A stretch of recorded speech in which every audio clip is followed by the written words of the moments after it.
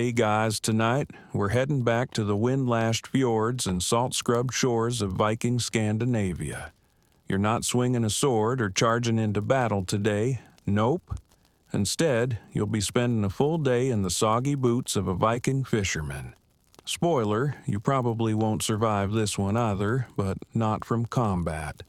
More like hypothermia, infected blisters, or seagull-related trauma. So, before you get comfortable, take a moment to like the video and subscribe, but only if you genuinely enjoy what I do here. And let me know in the comments, where are you listening from, and what time is it for you right now? Now dim the lights, maybe turn on a fan for that soft background hum, and let's ease into tonight's journey together. You wake before the sun even considers rising.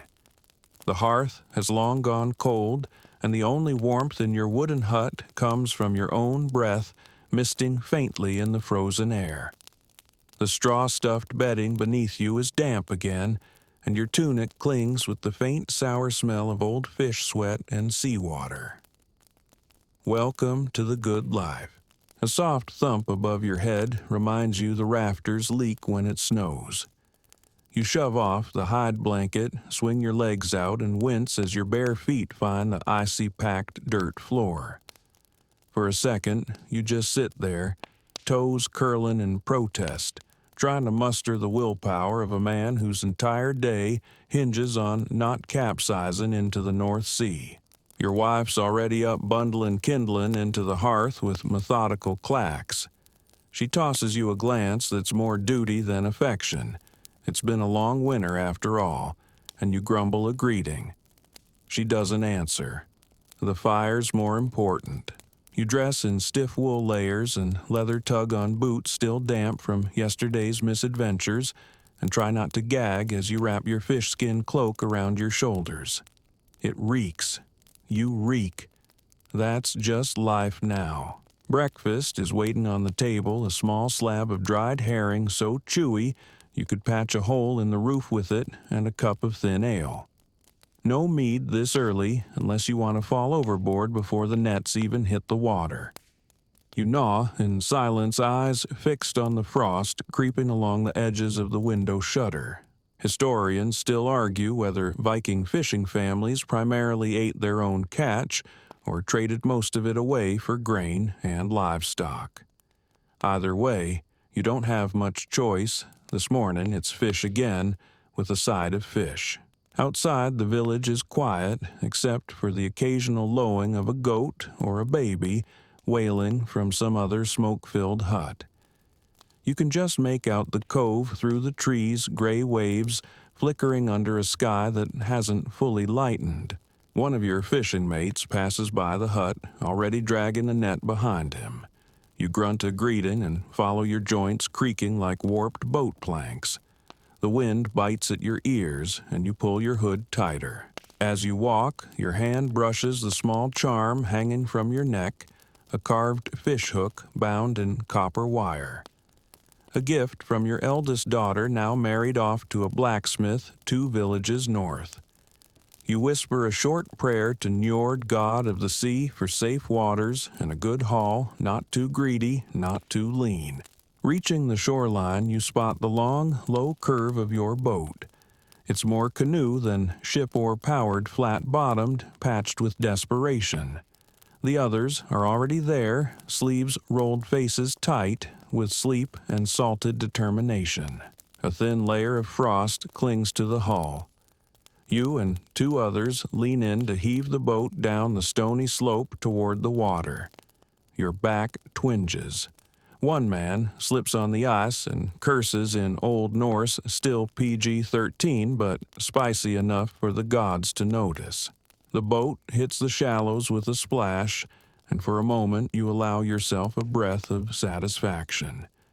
She hasn't cracked yet. Then, with a practiced motion, you step aboard and settle into your place near the stern fingers, tightening on the oar. The others follow, and the boat rocks with your combined weight. No one says much. Talking wastes warmth. You glance once more at the village behind you. Low huts, thatched roofs, tiny figures beginning their own daily grind and push off into the deepening gray. Another day begins, and you're already soaked in cold. The rhythm of rowing is something your muscles remember better than your brain. Pull, pause, slide the oar, pull again. The chill bites into your fingers through the leather wrappings, but it's not worth complaining about. Everyone's cold. Everyone's silently questioning their life choices. There's a sort of camaraderie and shared suffering, like a very wet brotherhood with lower back pain and salt burns. You're rowing east, chasing the light that still hasn't arrived. The horizon is smeared with a dull silver band, morning in name only. The sea is calm for now, though the occasional swell reminds you that this isn't a place for daydreaming. One of your mates, Rolf, starts humming through clenched teeth. It's an old tune about a fisherman who marries a Selkie, a seal woman. You roll your eyes, but don't stop him. It's either that or listen to the rhythmic slosh of brine and your own thoughts. The sea, when quiet gets into your head, it echoes. Your boat glides past a few slick boulders where gulls perch like judgmental gods. They eye you twitching, waiting for you to drop something, anything they can steal. One of them lets out a shriek so sharp you flinch. Another poops on the edge of the boat. The gods, apparently, are watching. You adjust your position. There's a bruise forming on your inner thigh from yesterday's rowing session, and the wood isn't exactly ergonomic. The smell of salt fish and old men fills the air. It's not unpleasant anymore, just part of the background, like seagull cries and the occasional burp from someone who had too much onion with last night's stew. Mainstream historical texts will tell you Viking fishermen mostly fished near the coasts in fjords and bays protected from the worst open seas. That's technically true. But you're ambitious today. The deeper waters might mean cod big ones and a chance at better trade. Your stomach rumbles. That herring you chewed half an hour ago is already sulking in your gut like a moody teenager. You'd trade a whole net's worth of mackerel for a warm bowl of barley porridge. But no one brings porridge onto a boat. Not unless you want to share it with the North Sea. A rogue splash hits you square in the face. Freezing. You sputter, wipe it away, and shoot a glance at the wave that did it as if it might apologize. It doesn't. The sea owes no man manners.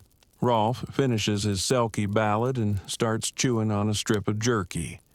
It smells faintly of fermented shark, a delicacy in some parts, but here it's just desperation in chewy form.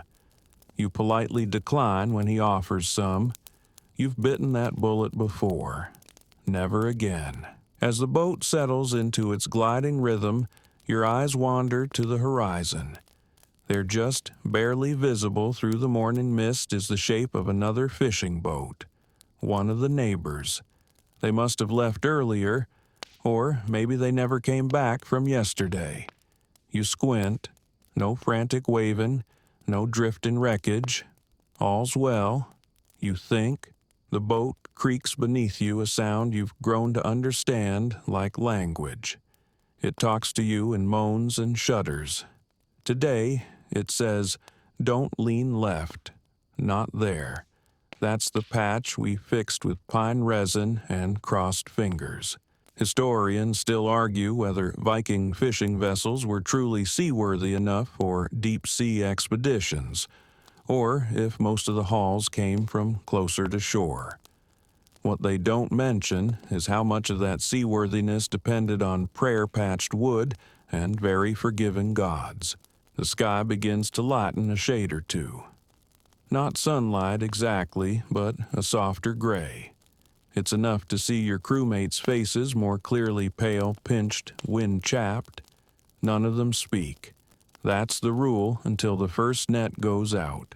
Silence until there's work. You flex your hands, trying to warm the joints. Already, you feel the dull ache creeping into your forearms. It's not even mid-morning. Then faintly you hear it dolphins, somewhere nearby chirping and clicking. You glance around. One breaches off the side, its skin slick and silver vanishing again with a soft splash. Everyone pauses to watch just for a moment. There's a superstition, half believed, that dolphins bring good luck, or warnings. Depends on the story. Your grandfather used to say they guided lost sailors to shore. Rolf says they steal fish from your nets. You choose the version you like best.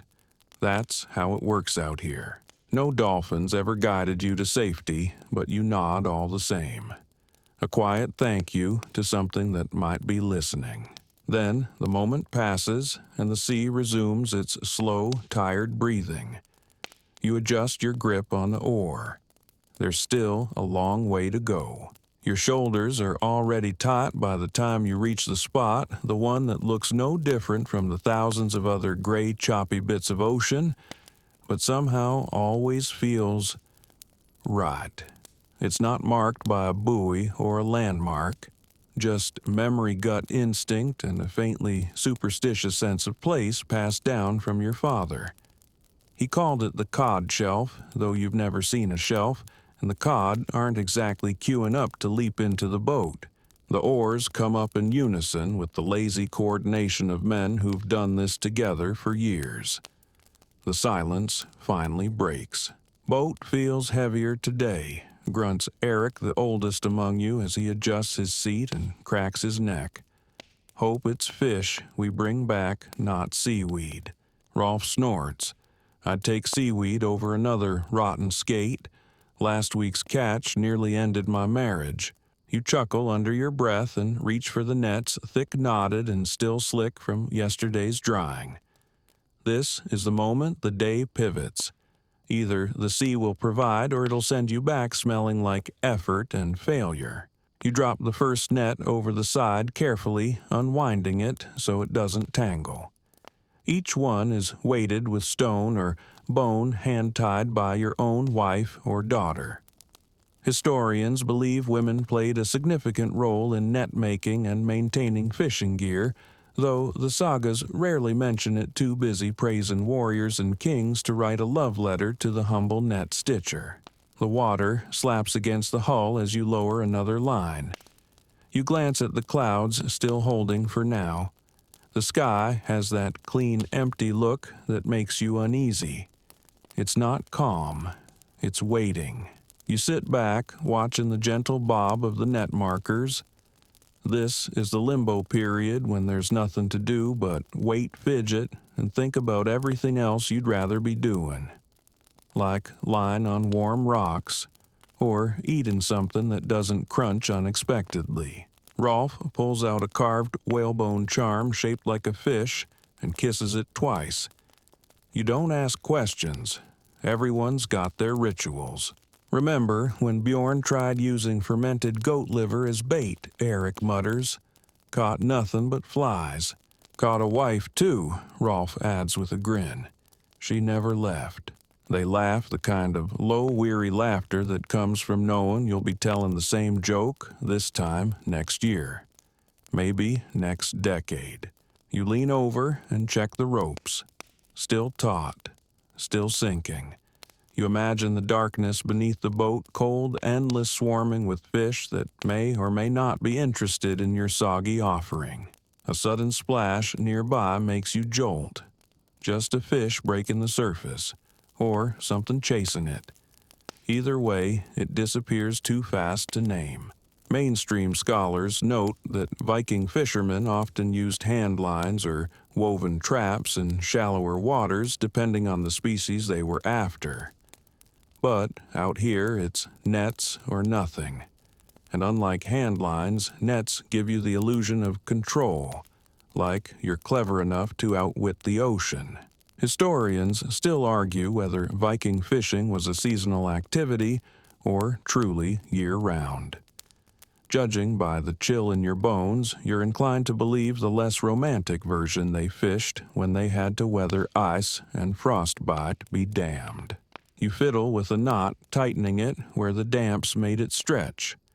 Your fingertips are already raw, the nails rimmed with grime and tiny cuts.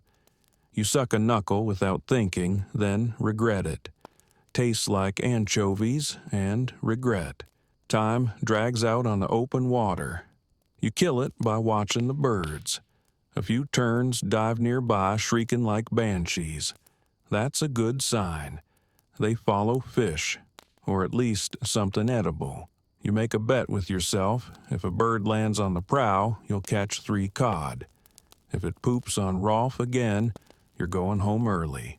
As if on cue, a gull swoops low and drops something wet and white squarely onto Rolf's shoulder. He looks up with the face of a man questioning his place in the universe. "That's twice this week," he mutters. "I'm cursed." "You probably are," Eric replies. "Should have never stolen that comb from the dead seal wife." Don't joke about selkies, you say, half serious. You all fall silent again, lulled by the sound of water against wood, the creak of ropes, the call of distant birds. The sea stretches out cold and unknowable, and the nets keep sinking, hoping to bring back something worth cooking or at least bragging about. You breathe deep. Fish, salt, old wood. It's all the same scent now. You're not really sure where your skin ends and the sea begins anymore. This is the job. You cast nets into a world you can't see, wait in silence and hope that something beneath the surface decides you're worth feeding. You lose track of how long you've been sitting still. Could be half an hour, could be longer. Time at sea doesn't flow, it just stretches like wet wool hung over a line sagging with the weight of waiting. Then comes the signal. A tiny, almost imperceptible tug on one of the net ropes. You feel it before you see it. You glance over. Eric's already on it, his grizzled hands testing the tension eyes narrowed. Without a word, all of you move. The silence breaks with groans of effort, rope scraping wood muscles straining.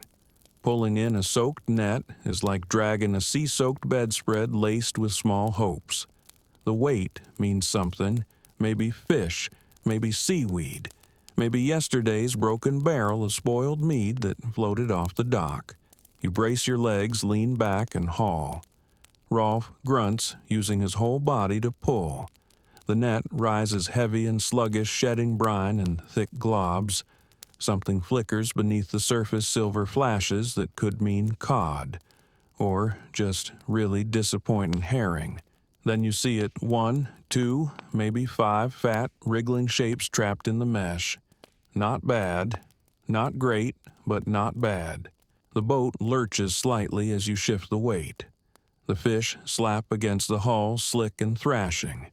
You mutter a few unrepeatable things under your breath as one nearly jumps out, but Rolf snags it bare-handed like a god. "Still got it," he says, proud. The fish disagrees, flailing wildly. You get the net mostly on board, and everyone leans in, untangling the catch. It's a clumsy ballet of fumbling fingers and fish that want nothing more than to go back to their cold, dark home. One eel slips free and flops between your boots. You give it a gentle nudge back into the basket, no need to tempt fate today. Historians agree that fish like cod, herring, and eel were staples of Viking coastal diets. Some were salted and dried for storage, others eaten fresh if the gods were in a good mood. Your stomach definitely votes for fresh, something hot grilled over driftwood seasoned with anything that isn't salt.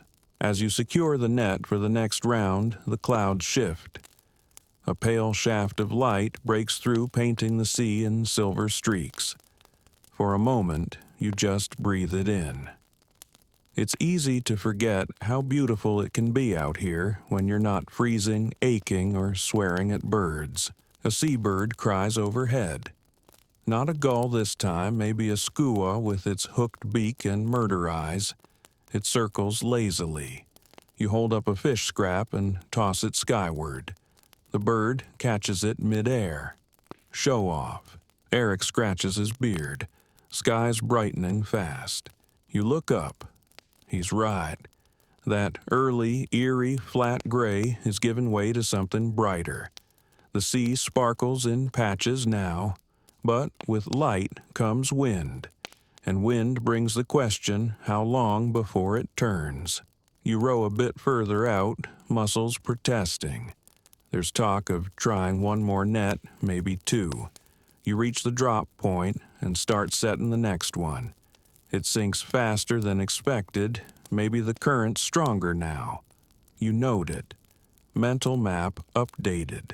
Historians still argue whether Viking fishermen understood currents and deep water mapping or just relied on trial and error. Given how many boats came back and how many didn't, you suspect it was a bit of both, with some gut instinct, a handful of luck, and prayers muttered into the wind. You take a moment to sip from your flask water that tastes like old iron and maybe a hint of mold. Still, it's wet. That counts. You offer it around. Eric takes a swig and doesn't comment, which is either gratitude or an insult. Hard to tell with him. A sudden slap draws your attention. Rolf's got another fish by the tail, this one thrashing with wild, defiant energy. It slips from his grip and smacks him square in the chest before flopping into the bottom of the boat. He lets out a dramatic sigh. We should charge these things rent. You help him secure it. The bottom of the boat is a patchwork of life and death, gleaming fish-stray scales, a smudge of blood here or there. Nothing excessive, nothing cinematic. Just work. Wet, tiring, endless. Then the wind shifts. It's subtle at first. A change in the air, a whisper over your ears. But your body knows it before your brain registers. You look to the west, clouds are stacking now. Not the gentle, fluffy kind. The kind that mean trouble. We've got time, Eric says, but his voice lacks conviction. The sea's surface begins to ripple differently, with small chop waves tapping at the hull like impatient fingers. You finish securing the net and glance back toward shore. It feels further now, and just like that, the quiet becomes tension. A shared, unspoken awareness that the day is tilting. You've caught fish. Not enough, but some. The rest of the sea may not be so kind. You shift your weight and ready your hands. There's still work to do. But now you'll be racing the weather.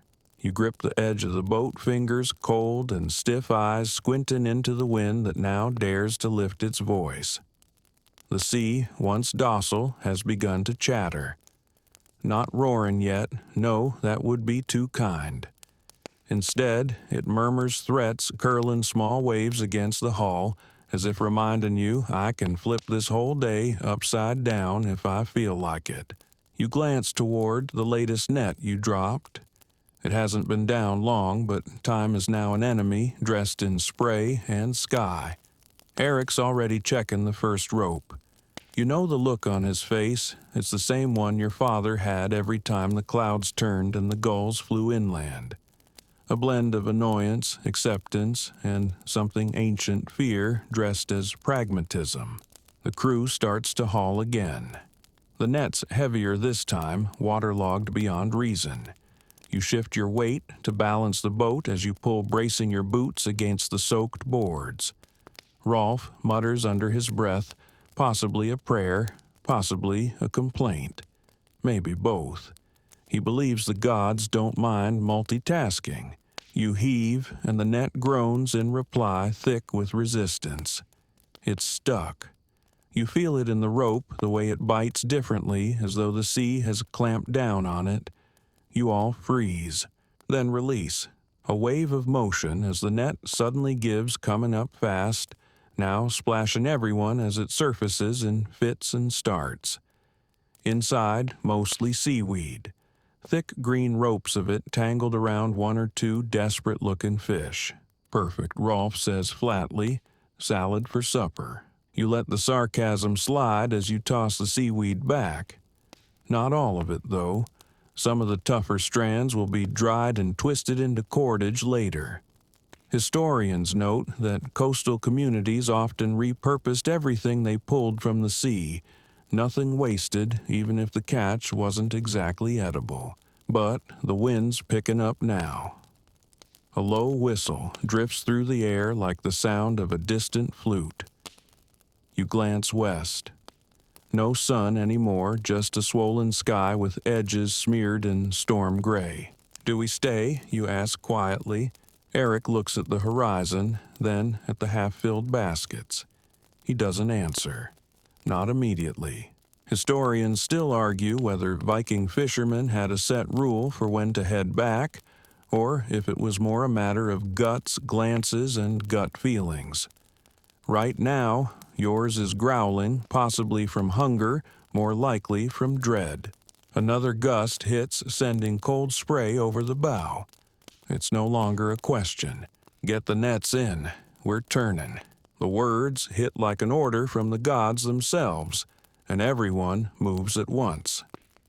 There's no arguing when the wind speaks louder than the men. You scramble to pull the remaining net, now sluggish and tangled with drift. Your arms burn. Water streams off the rope, flicking into your eyes, stinging like sleet. The sea tilts ever so slightly beneath you, small, but enough to throw off your rhythm. You catch yourself on the edge of the boat. Rolf isn't so lucky. His foot slips on a gut-slick patch of plank, and he goes down with a thud, knocking a fish basket sideways. Two flopping cod make a break for freedom, sliding toward the edge. You lunge, grabbing one by the tail just before it slips overboard. The other's gone. "Tell no one," Rolf mutters as you help him up. That one had it coming. You nod solemnly, a secret pact sealed with brine and bruises. With the last of the nets on board, the boat is heavier than before, not just with fish, but with soaked rope and the weight of urgency. The wind slaps harder now. The gentle lapping of earlier is gone, replaced by short, sharp waves, slamming the hull like the fists of an impatient child. The oars go back into their locks with speed. No more singing, no more jokes, just rowing. You pull, then pull, again, the muscles in your back screaming. Your palms are raw, blistered under the leather. Water splashes, wind howls, and somewhere behind you a gull screeches like it's enjoying the show. You try not to look behind. The shore isn't close yet, and looking will only make it feel further. Instead, you count strokes. 10, 20, 30, each one dragging you back toward safety, or at least the possibility of it. Another wave slaps the side higher this time. Water seeps in, not much, but enough to make you feel mortal. You bail with a carved ladle, tossing out cold slop that splashes your boots. The boat rocks, but holds. Your vessel may be old and patched, but it was built by hands that understood fear. That helps. Above, the sky has turned the color of old iron. No lightning. Yet. But the air feels charged, as if Odin himself is somewhere nearby spinning a coin to decide if he's in a forgiving mood today. Eric shouts over the wind, "Keep steady. Don't stop." You don't. The rhythm returns not gentle now, but necessary. Desperate.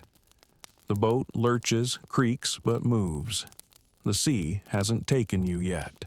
Not yet. The spray hits harder now, slapping your face like a cold, wet insult with every third stroke.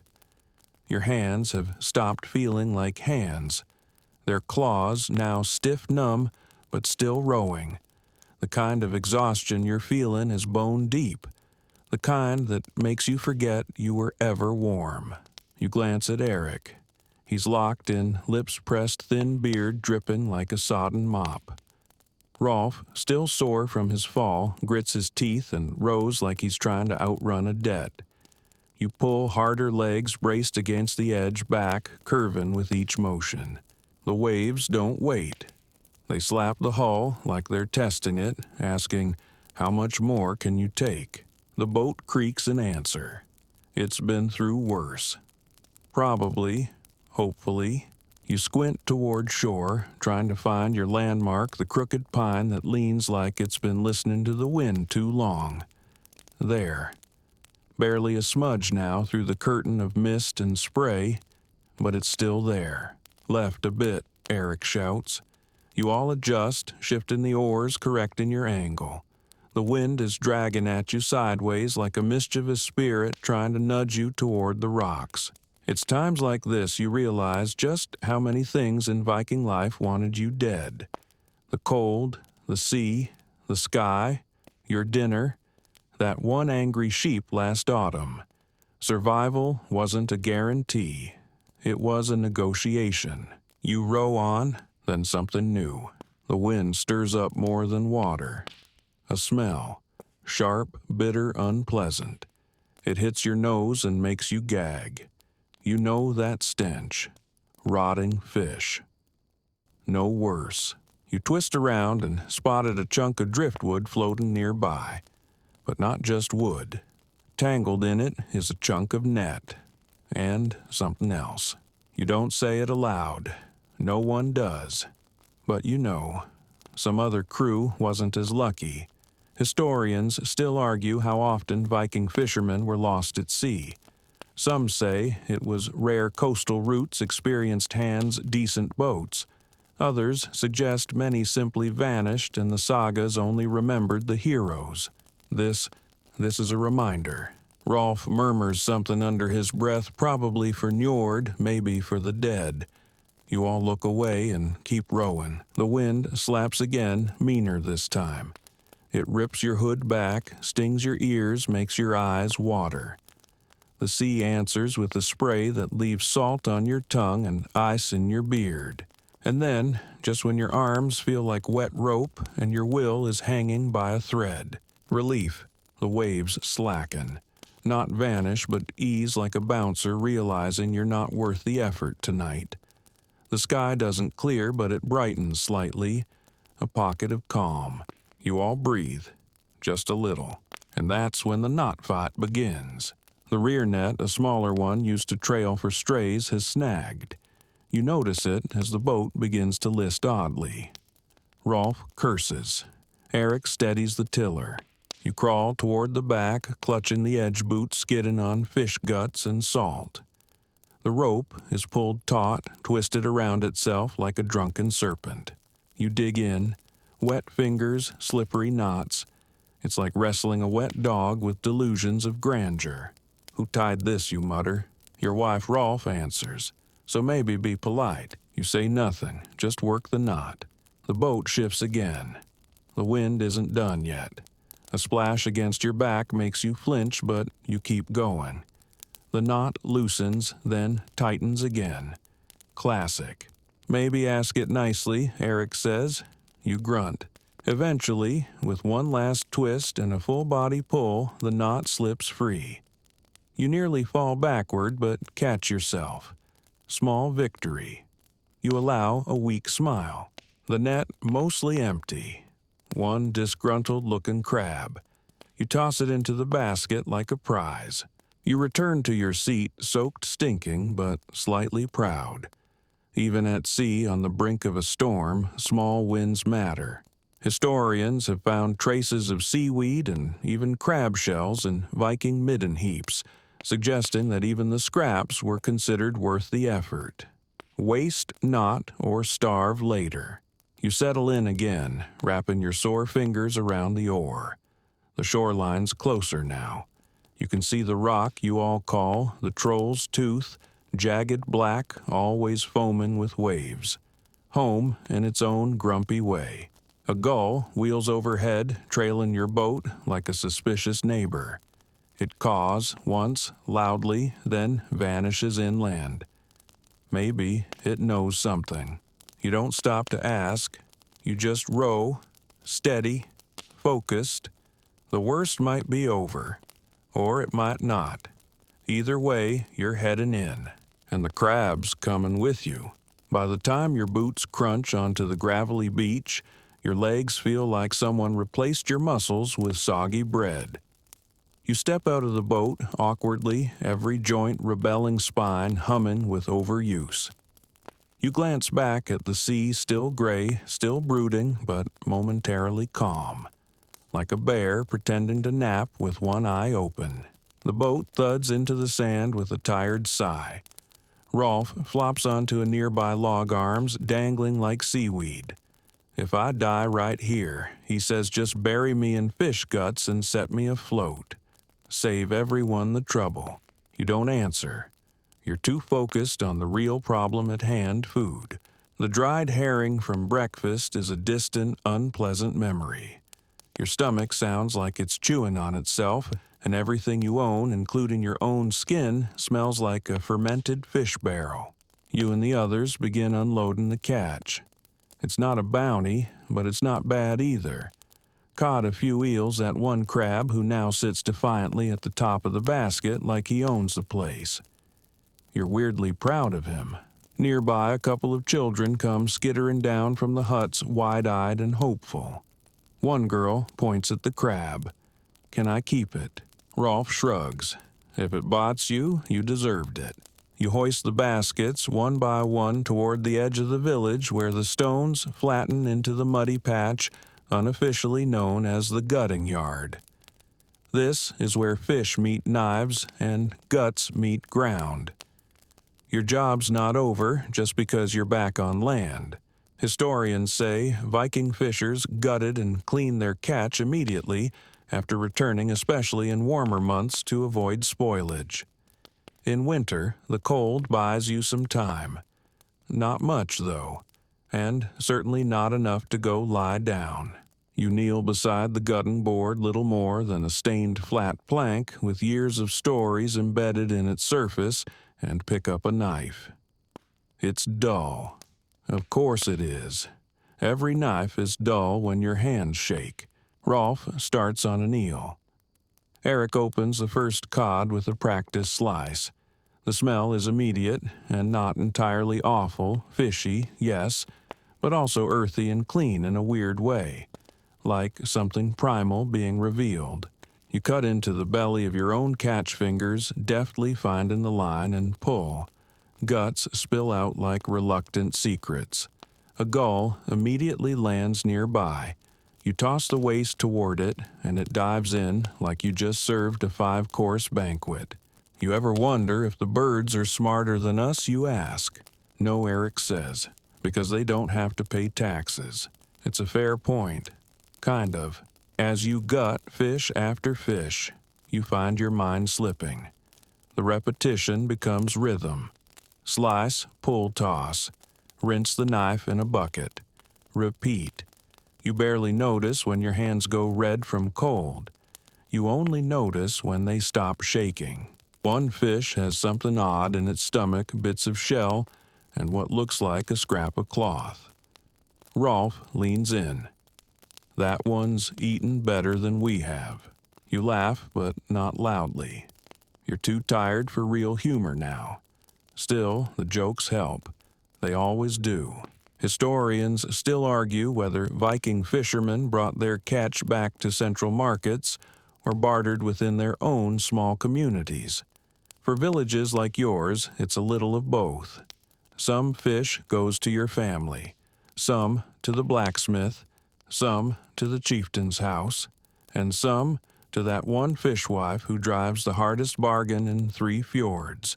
You pack the cleaned fish into a basket lined with pine boughs to help absorb the moisture and smell. It won't stay fresh forever, but it'll last long enough to cook salt or smoke. As you finish the last fish, you glance up. The sky's clearing in patches now. Not sunny Scandinavia doesn't do sunny, but less angry. One of the kids has indeed made a leash for the crab. It drags itself across the sand with world-weary patience. You hope it doesn't live in their hut. You and the others rinse your hands in the icy stream that runs down from the hills. It doesn't really clean anything, it just makes you colder. But there's something satisfying about washing fish blood from your knuckles in water that smells of moss and old stones. As you stand and stretch bones popping like distant drum beats, you feel a strange mix of exhaustion and contentment. You didn't drown.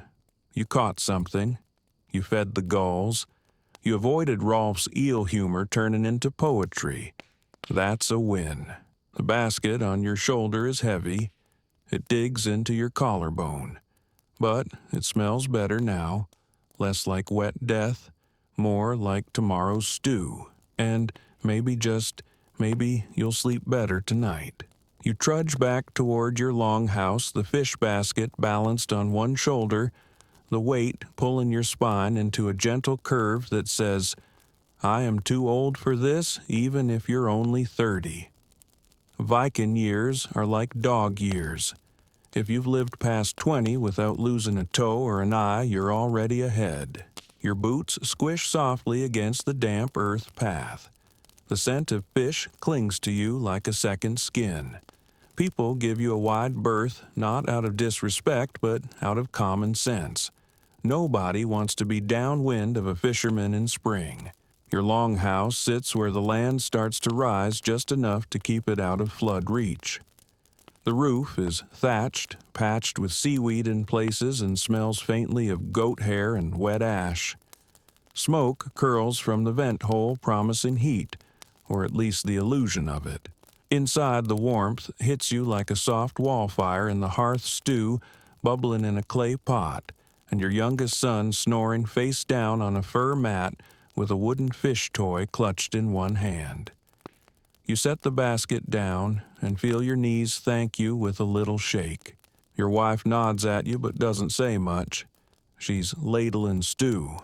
You don't blame her for being quiet. You're not much to look at right now.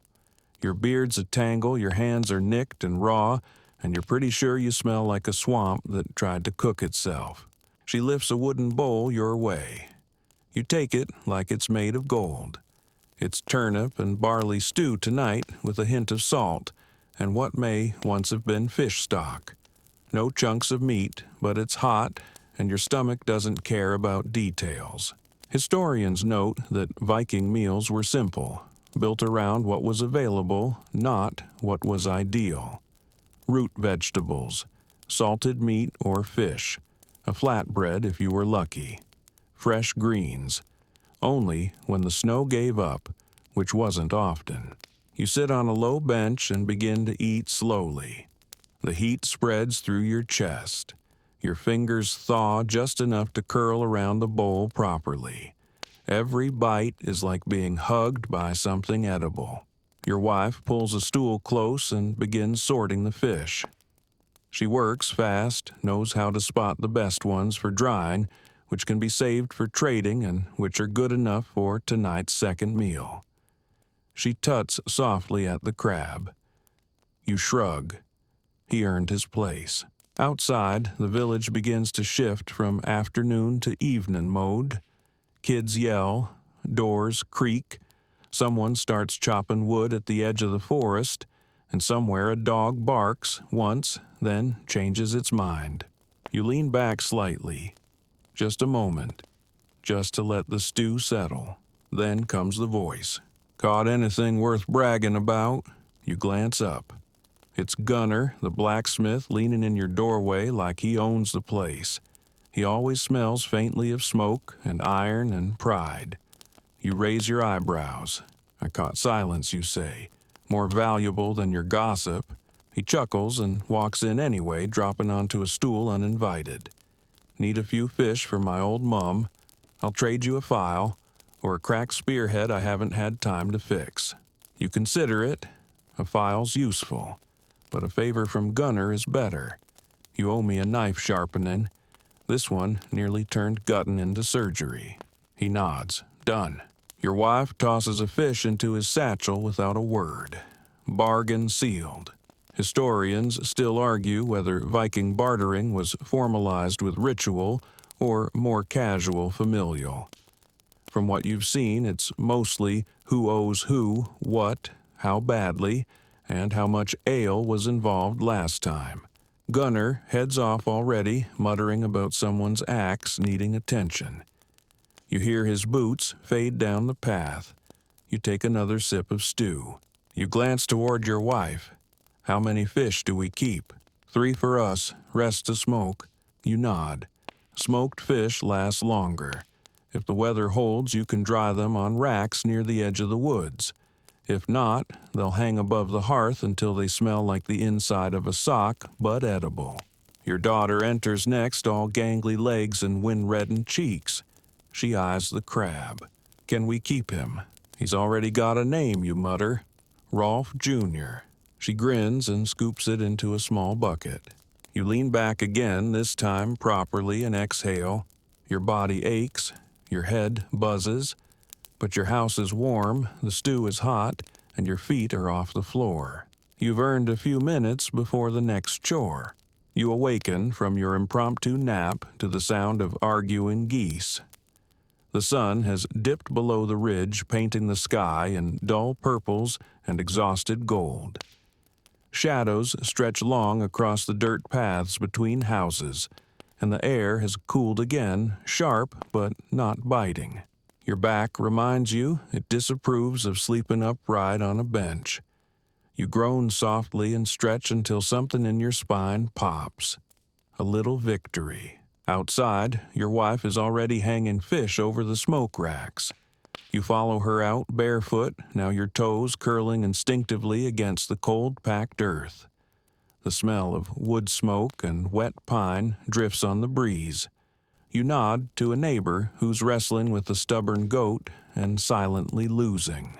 The smoke rack is a simple wooden frame covered with coarse netting. Hooks dangle like icicles, each waiting to skewer a gutted fish. You grab one and start threading them up, head through hook belly, down scales glistening like damp silver. Don't hang them too close, your wife warns gently. Last time they dried unevenly. You lit the fire too hot? Must have been Rolf, you reply, even though she knows better. Historians say Vikings used cold smoking techniques often over alder wood to preserve fish for winter months or sea voyages. The smoke repelled insects and added flavor. It also added a permanent scent to your clothes, your house, and eventually your dreams. As you work, a couple of boys run past laughing, chasing each other with sticks. One of them has smeared charcoal across his face and declares himself a sea troll. He shrieks at the dog, who is entirely unimpressed.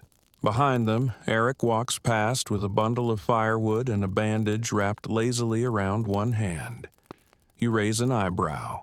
Caught a nail, he says. You're not even a carpenter. I was until the net bit back. You both nod like this explains everything. In a way, it does.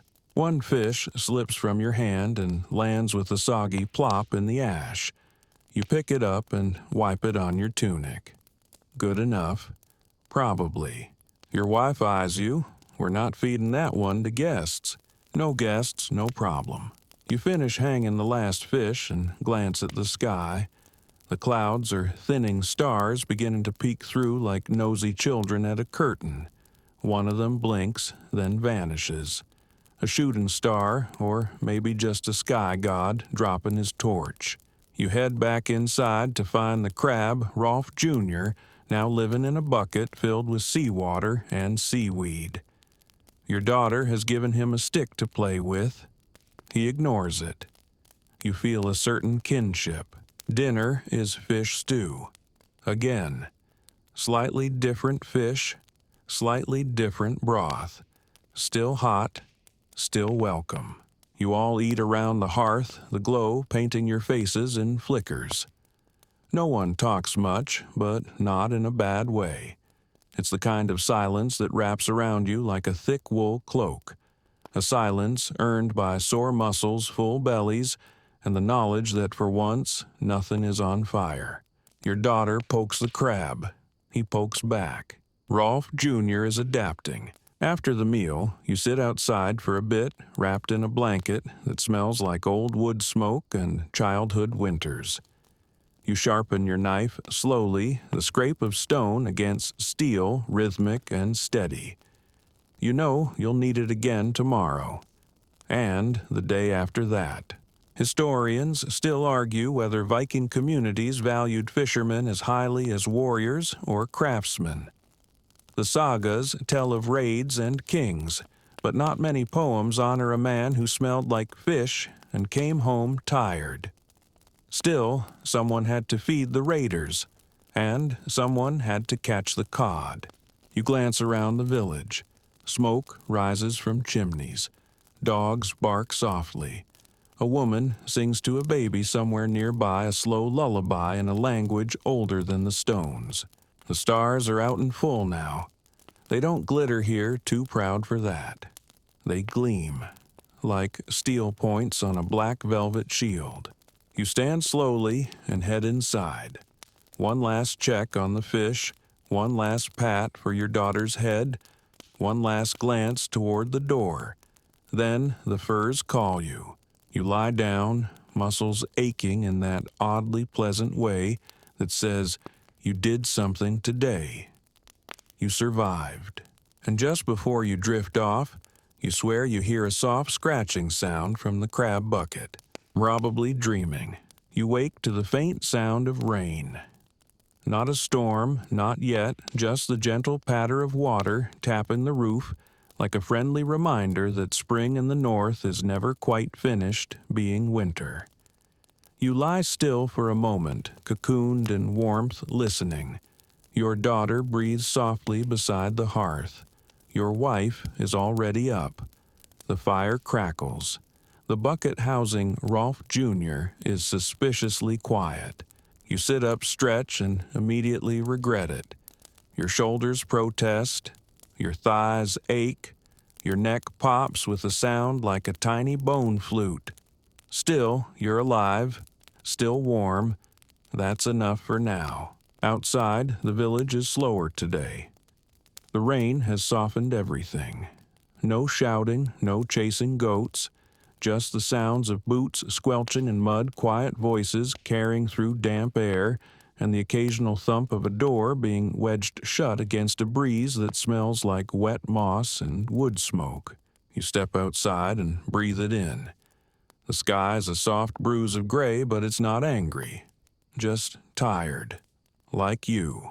You walk down to the racks to check the fish.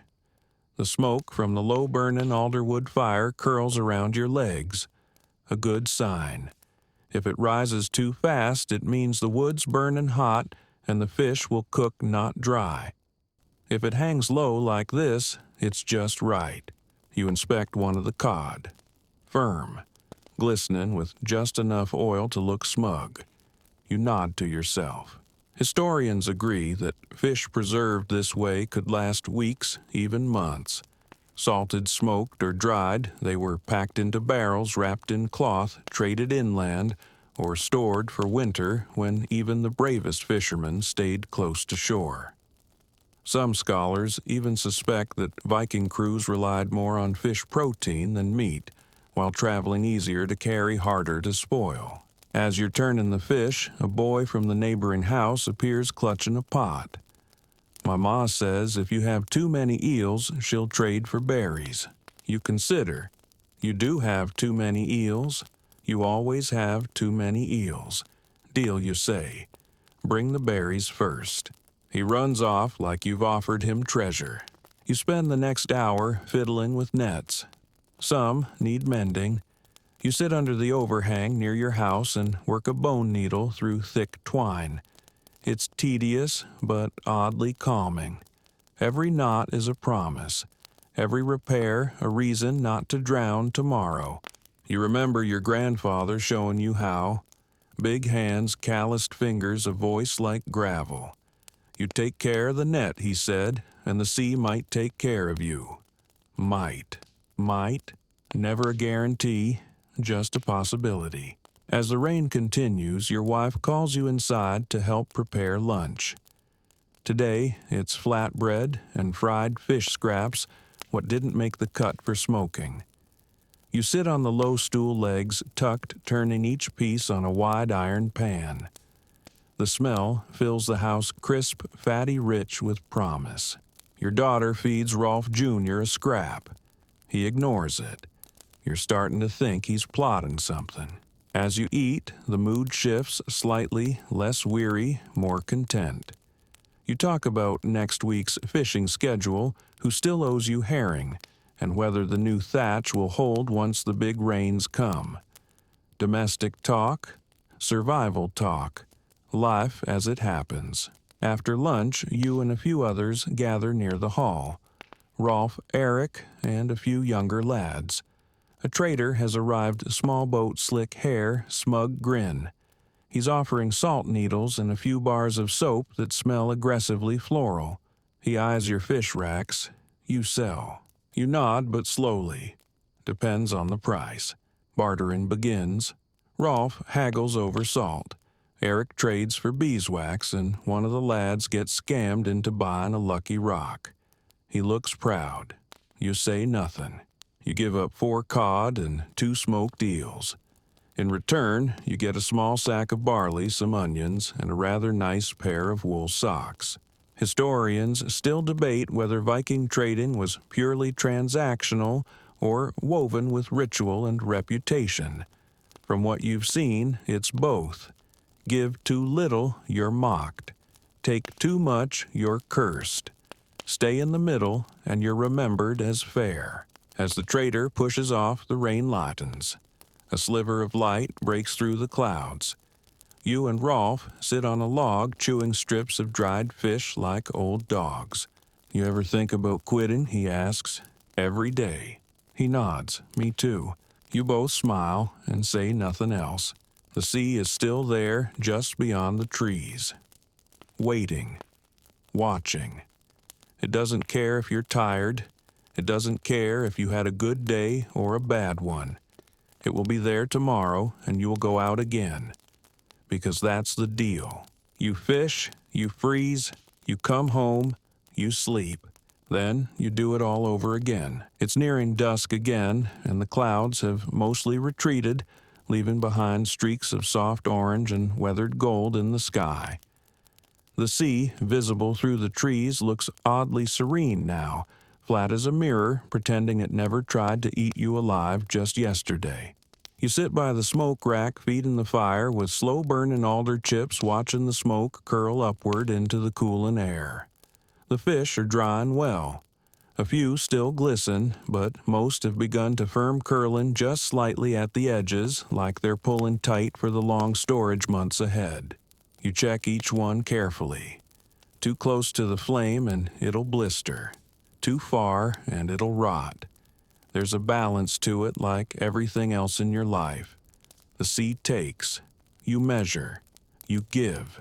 You hope. A boy you barely recognize wanders up and offers you a bowl of something. You sniff turnip mash, maybe, with a hint of something fermented. You accept it, nodding thanks. The boy says nothing and disappears. Possibly a gift. Possibly leftovers from an offering. You eat it anyway. In the background, a low drum beat starts. Nothing formal, just some teenagers on barrels behind the longhouse making a rhythm that echoes the rowing cadence from yesterday. You can feel it in your bones before you even realize you're tapping your foot to it. Your daughter is braiding a cord from old fishing line nearby. Rolf Jr., the crab, has upgraded to a larger bucket lined with pebbles and a suspiciously tiny wooden sign that reads, Fort Crab. You don't ask. You don't want to know. Eric strolls over, holding a cracked drinking horn filled with something cloudy and strong-smelling. He sits with a sigh, the kind that comes from hips older than they should be. He offers the horn. You take a sip. It's awful.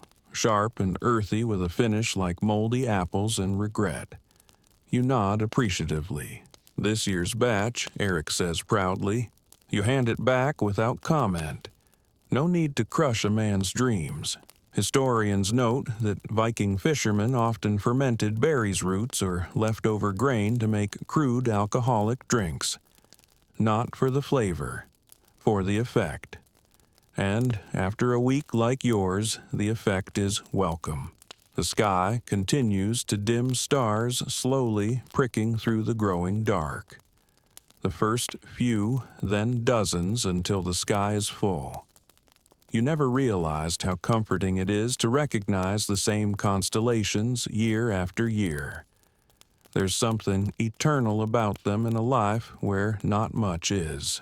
You think of tomorrow. The boat will need patching. The nets will need mending again. There's a tear in the third one you meant to fix today but forgot. The weather looks good, but weather lies. Always. Still, you'll go out. Because the sea doesn't wait. Because people need to eat. Because a quiet part of you, even when you're cold-soaked and swearing, still feels alive out there in a way nothing else quite matches. Your wife joins you now, a shawl around her shoulders, mug of broth in her hands. She sits, doesn't speak, just leans her shoulder gently against yours. That's her way. Quiet strength. Smells like smoke time and fish scales. Feels like home. You close your eyes for a moment, letting the rhythm of the distant drumming and the occasional pop of the fire lull you into stillness. "Do you remember when we thought we'd move inland?" she asks suddenly. You smile. "Thought about it this morning, actually, when the sea threw a wave at my face." She chuckles softly. "We never will." "No," you say, "we won't." And you both know why. Because even if the sea is cruel, it's yours. It feeds you tests. You humbles you. It gives you something to push against. Something to fight. Historians still argue whether Viking coastal life was built more on necessity or tradition. Whether people fished because they had to or because they wanted to, because it was in their blood. Looking around now at your home, your family, your drying fish, your crab in a bucket, you're pretty sure it's both. You sit there until the fire burns low, until the stars are bright, until your eyelids feel heavy. Your wife nudges you up. You stagger inside body aching in all the old familiar ways. You step over a bundle of fishing line, kick off your boots, and collapse onto the bedding of hides and straw. Just before you fall asleep, you hear the faintest sound. Click. From the bucket. Rolf Jr. always plotting. Morning comes slowly slipping into the longhouse through cracks in the wood, painting soft lines across the floor like the fingers of a hesitant guest. Your eyes open, not because you're rested, but because your back has declared that sleeping any longer might be fatal. You sit up, creaking more than the rafters, and glance around. Your wife is already gone as always. The fire's low, but still alive. Your daughter snores softly, wrapped in a blanket, stitched with patches that go back 3 generations. The bucket in the corner is empty. You blink. Rolf Jr.'s gone. Krabs made his move, you mutter. A soft clatter under the table reveals him. He's somehow made it halfway across the floor and is now staring at you with his beady little eyes, daring you to question his motives. You nod once. Fair play. You get dressed slowly, everything still damp from either sea spray or sweat or both. Your tunic smells like fish salt and someone else's campfire. Your boots feel heavier than they should, but they're dry, and that's a luxury. Outside, the world is bright, crisp, the kind of morning that makes you believe just for a second that the sea might actually be in a good mood. You find Eric and Rolf already near the boat, checking the oar locks and wiping condensation from the bow. Rolf is chewing on something that may be bark or jerky. It's hard to tell. Crab escaped, you say. Eric raises an eyebrow. Again, I think he's smarter than us. No argument here. The tide is coming in, which is good news. Launching on a low tide means wet feet and bad luck. With the tide at your back, the sea feels like it's giving you a gentle push instead of daring you to try. You help haul the boat down, all of you grunting and cursing as the hull scrapes the pebbled shore. Your arms still ache from 2 days ago, but they've stopped complaining loudly. Now they just grumble in the background like elderly uncles at a feast. You set the baskets, the bait lines, the nets, all of it ready again, even though you'd swear you just packed all this away. There's a rhythm to it, though, a comfort in the repetition, like muscle memory or a song you don't love, but know all the words to. As you push off, the boat wobbles slightly, then rights itself.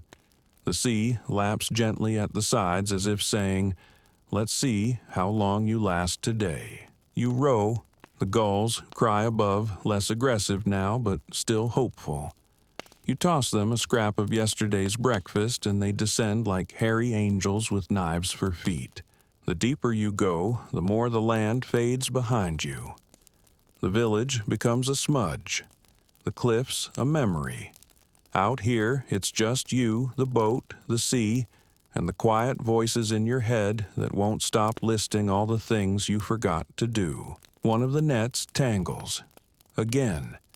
You curse quietly and begin the slow process of untwisting it, your fingers finding tiny knots that seem physically impossible. Rolf leans over. That net hates you personally. I think it wants me dead. It's not alone. You smile barely. As the sun rises higher, the mist burns off. The sea turns a deeper blue flecked with silver. You pause to let your hands dangle over the side, the cold biting, but somehow welcome. It wakes you up in ways sleep never can. You drop the nets carefully this time, double-checking every knot. The sea's still calm, but you don't trust it. Not really. Like a dog that only bites when you forget it's still a wolf. Historians still debate whether fishing was considered noble or necessary in Viking society. Some sources suggest warriors looked down on fishermen. Others claim fishers were respected for braving the seas without the protection of a sword. You don't need a saga to tell you your worth. You feed people. You outlast the wind. That's enough. As you settle in for the long wait, you let yourself relax just slightly. The waves rock the boat with a steady rhythm. Your eyelids grow heavy, the sun warming your cheeks. You could almost sleep here. And then a tug, a real one. You snap to attention. The net rope jerks once, then again. Got something, you say. Eric grabs the far end. Rolf braces himself. The three of you begin to pull. Slowly, carefully. The sea resists just a little, like it's pretending not to care. The net rises, water sheeting off it. Then flashes of silver. Cod. 4 or 5, maybe more. Wriggling heavy, fresh. You all grin. No one cheers. That would be too much. But the satisfaction settles deep like a warm ember tucked behind your ribs. You empty the net into the boat. The fish flop and wriggle at your feet. You don't mind. They mean a good dinner.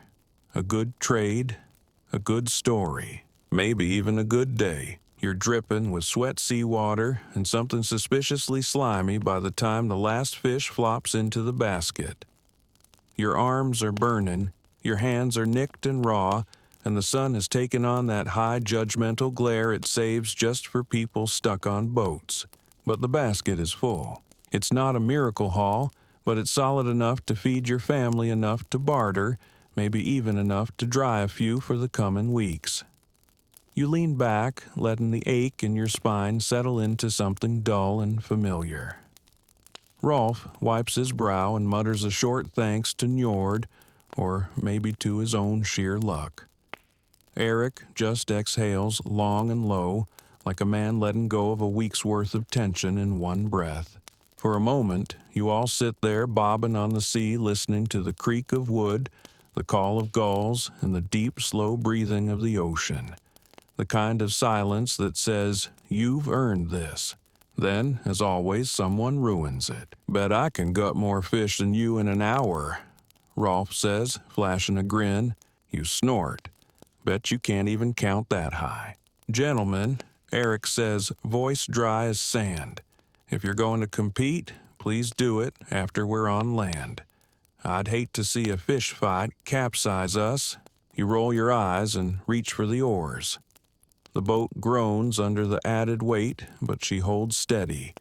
The wind is light, the sea smooth. For once, the journey home might actually be pleasant. You row in shifts, giving each other time to rest. You lean back during your off turn, watching the shoreline grow closer.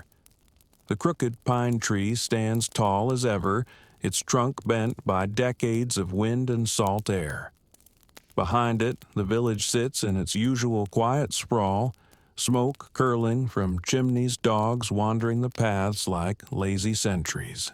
You wonder how long it's been since anyone wrote a poem about a fisherman. Warriors get songs, traders get sagas, but you get blisters. Historians still argue whether Viking society truly romanticized raiding more than daily life, or if we just remember the swords because they make better stories. But you suspect the quiet work, the hauling, the gutting, the rowing until your arms go numb was what really held the world together. You pass another boat on the way and its crew looking far less lucky. One of them holds up a single, sad-looking eel. You nod in sympathy. Tomorrow it might be you. As you near the shore, the scent of wood smoke and seaweed thickens. A few kids run down the slope to greet you, more curious than helpful. One of them nearly tips over the fish basket, trying to peek in. Rolf swats him gently with a rag. "Earn your fish, thief." The boy sticks out his tongue and bolts. You drag the boat up the beach with the others, your feet sinking into wet sand. The tide is rising again, quick as always.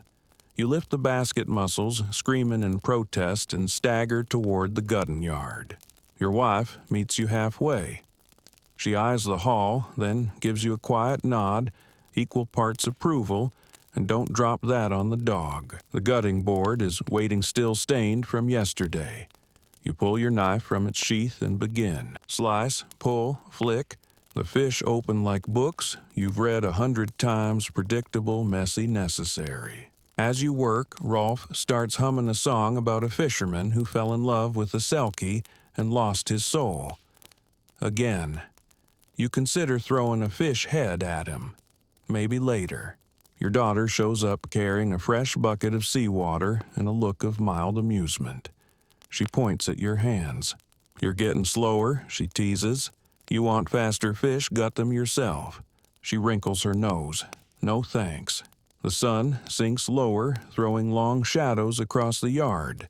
You're surrounded by the sounds of village life, the thump of tools, the cawing of birds, the low murmur of neighbors trading gossip disguised as news. A man from another family approaches, eyeing your fish. "I've got extra cloth," he says. "Wife's been weaving like she's got 3 arms." Trade. You consider, cloth is good, fish is better. But cloth becomes clothing, and winter always asks hard questions. "Take 2, you say, and I want black wool. None of that itchy goat hair." He grins. Done. Historians often mention how interwoven Viking coastal communities were tight webs of trade, favors, marriages, and grudges stretching across generations. You've traded fish for everything from cheese to shoe repairs to a new roof beam. Once, even a piglet. That was a loud mistake. You finish gutting as the stars begin to appear. The air grows colder, the kind that gets into your clothes and settles behind your teeth. You clean your knife, stretch your back, and carry the fish inside. The longhouse is warm. The hearth glows. Your daughter has built a miniature fence around Rolf Jr.'s new territory.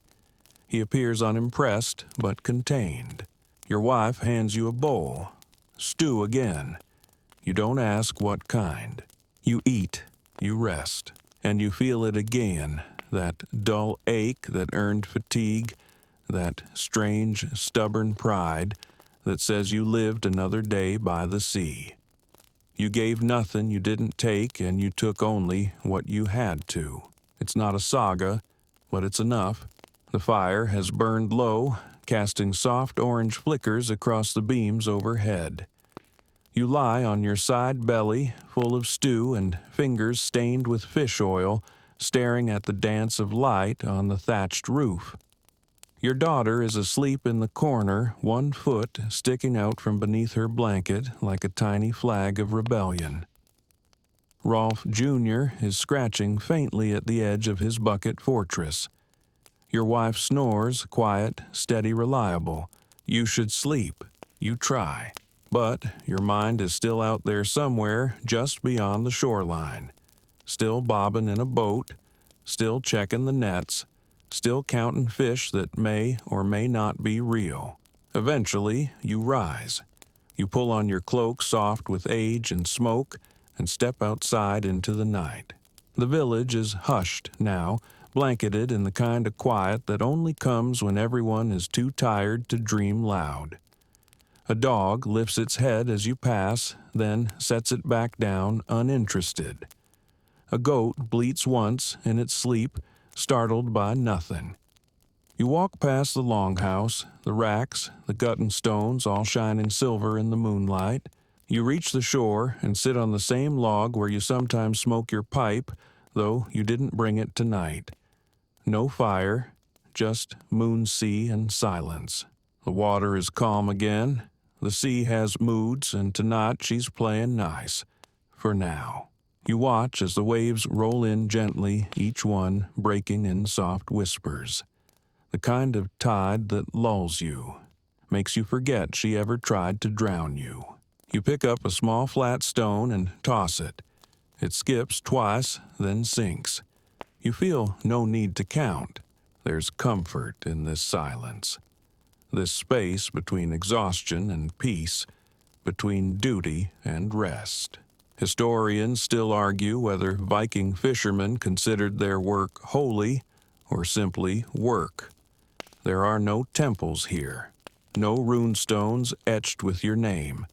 But when you sit by the sea like this, tired, quiet, full of fish and fire, you start to think maybe it's both. Maybe there's something sacred about feeding people, about risking your life not for glory, but for dinner. The moon casts a bright path across the water like a road leading straight into nothing. You wonder what lies beyond. Another village, another coast, more fish, more wind, more stories like yours happening in the dark. You rub your hands together, the skin rough like bark. These hands have rowed more miles than you'll ever bother counting. They've pulled fish from the depths, patched boats with nothing but spit and stubbornness, and wiped tears from your child's cheeks when the dog stepped on her foot last winter. And tomorrow they'll do it again. You head back home, stepping carefully over the uneven path. Your boots crunch softly. The air smells like pine and smoke and salt. Inside, the fire's almost out. You add a small log, watching it catch. The room glows again. Rolf Jr. is still awake, you think. Or maybe crabs just never sleep. You nod at him. A truce. You lie down and curl under the furs. The warmth creeps back in slowly. The ache in your muscles feels almost welcome now. You reach across the straw mattress until your fingers find your wife's. She doesn't wake, but her hand closes around yours. There's no song for what you did today. No poem will be sung in your name. But you lived. You worked. You fed the village. And in the quiet of this room, in the slow breath of sleep settling over your bones, that's enough. That's always been enough. Morning finds you slowly, with light seeping under your eyelids like a nosy neighbor. You shift under the furs, wincing as your muscles stretch and crackle. The warmth of sleep clings to your body like steam reluctant to let you go. But the day has begun again. You rise with the soft grunt of a man who's been doing this far too long and still isn't very good at sleeping through an entire night. Your wife is already up, of course. You can hear her outside speaking softly to someone, probably bartering or explaining again that, no, the crab is not for sale. The hearth still glows. You poke it, toss in a few sticks, and sit near the warmth, watching the small flames rise with all the ambition of tired men rowing into the wind. Today is a mending day. No fishing, your arms are thankful. But there's always work to be done. Nets to patch, hooks to sharpen, boat seams to reseal with tar and prayers. It never ends. But that's the rhythm. That's the bargain. Outside, the village is waking. Voices rise like birdsong, gruff, nasal, sleepy. The smell of baking flatbread drifts on the breeze mixed with smoke and wet earth. Someone's already arguing with a pig. You don't investigate. You find your stool and your spool of net twine and begin to work. The nodding comes naturally. It's a language your hands speak fluently, a language your back despises. Your daughter arrives with a bowl of something warm and vaguely porridge-like. You eat it gratefully, even though it tastes like boiled decisions and regret. Still, it's filling. Still, it's fuel. Rolf appears around midday, walking like he slept on a rock and fought a bear in his dreams. He grunts a greeting and joins you with his own net, which has suffered something unspeakable. You don't ask. The two of you sit in silence, nodding and working until Eric wanders up carrying a basket of dried fish. Traded for these, he says, dropping them at your feet. With that strange woman from the hill. She said something about seeing a raven fly backward and gave me 3 onions and a curse. You examine the fish. Looks fresh. He nods. That's what worries me. You all laugh, dry and tired, but genuine. The day drifts by like a low cloud. Small tasks, small wins. You mend a boot, tighten a rope, fix a crack in the boat hull with pine pitch and spit. You check on the fish still drying on the racks, turning each one like it matters deeply. The sun dips low again. You head inside where your daughter has fashioned a tiny flag for Rolf Jr.'s fort from a fish scale and a splinter. He waves a claw almost approvingly. Dinner is thin stew and thicker bread. You eat in peace, your wife humming softly while stirring the pot. A moment later, your daughter is asleep by the hearth again, her little face smudged with ash.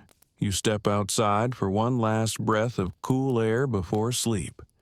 The stars are back just like they were the night before, just like they'll be tomorrow. You exhale slowly, watching your breath fog into the night. The sea is quiet now, listening, waiting, and so you return to your furs. Lie back, close your eyes. Tomorrow you'll fish again, or mend, or row, or just keep breathing. And somehow that will be enough. So now the boat rests. The nets are coiled, the fire's low, and the quiet hum of the sea drifts into your dreams like a lullaby wrapped in salt. The ache in your arms has softened into a kind of calm, and your breath is slow, steady, tethered gently to the rhythm of the waves you can still feel beneath you. The longhouse creaks softly as the wind brushes against the roof. Your family sleeps nearby. The world is small in this moment. Just the warmth of the furs, the faint scent of wood smoke, and the ever-present sense that you did enough.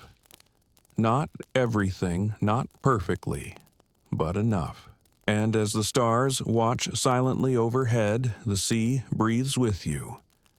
You're part of something older than stories, deeper than the fjords. A rhythm of rising and rowing, gutting and gathering of weathering whatever the sky brings with quiet, stubborn grace. You don't need to be a warrior. You don't need to be remembered in songs. You just need to keep going, pulling the oar, mending the net, feeding those you love, and letting the sea teach you its slow, relentless patience. So rest now. Let the waves fade behind your eyelids. Let the fire burn low, and sleep. End of script. Sweet dreams.